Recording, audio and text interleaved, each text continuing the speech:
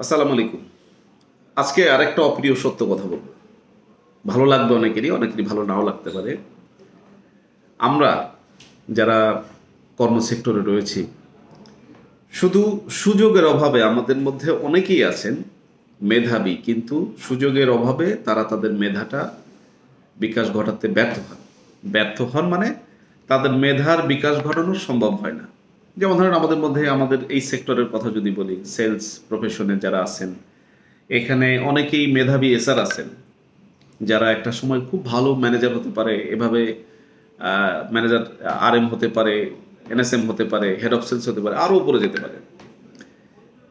আমি যেমন একজন এসআর ছিলাম, হয়তো বা আমি সুযোগ পেয়েছি, আমি আমার মেধাটার বিকাশ ঘটাতে পেরেছি।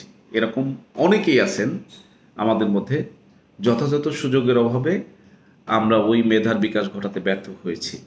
জোসুয়া বেলের নাম শুনেছেন কেউ? আমি তো খুবই নগণ্য একজন ব্যক্তি, আমি একজন সেলসম্যান। জোসুয়া বেল, উনি ছিলেন পৃথিবীর বিখ্যাত একজন বংশীবাদক। এবং তিনি যখন কোনো স্টেজ পারফর্ম করতেন, তার টিকিট পাওয়ার জন্য মানুষ রীতিমতো একদম যুদ্ধ করার মতো অবস্থা সৃষ্টি হয়ে যেত। মিনিমাম $100 তার টিকিটের ভ্যালু ছিল স্টেজের অথবা কোনো একটা প্রোগ্রামের।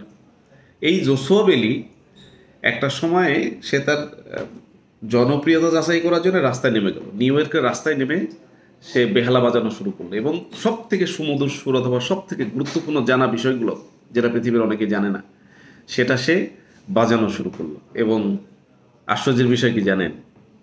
এই 10-15 জন লোক হয়েছে তার ওই সুরে, এবং $2, $3, $5 করে মোট $30 ইনকাম হয়েছে তার। এটা কি? এটা হচ্ছে, এই যে বললাম, মেধা যথাযথ জায়গায় যদি বিকাশ ঘটানো না যায় তাহলে তার মূল্য $30ও নাও হতে পারে। আবার সেই একই জোসুয়া বেল যখন সে সুযোগ পাচ্ছে বড় কোনো একটা জায়গায়, তখন তার ওখানে একজন দর্শনার্থী ঢোকার জন্যই $100 দিতে হয় তাকে। আমাদের সহকর্মী যারা আছেন অনেকেই আমাদের মধ্যে মেধাবী, আমরা যদি বুঝতে পারি, আমরা যেন তাদেরকে সুযোগ তৈরি করে দেই, উপরে ওঠার সিঁড়িটা যেন আমরা একটু সহজ করে দিই। আমার সকলের প্রতি অনুরোধ থাকবে এবং আমি নিজেও সেটার চেষ্টা করব। আসসালামু আলাইকুম, ভালো থাকবেন সবাই।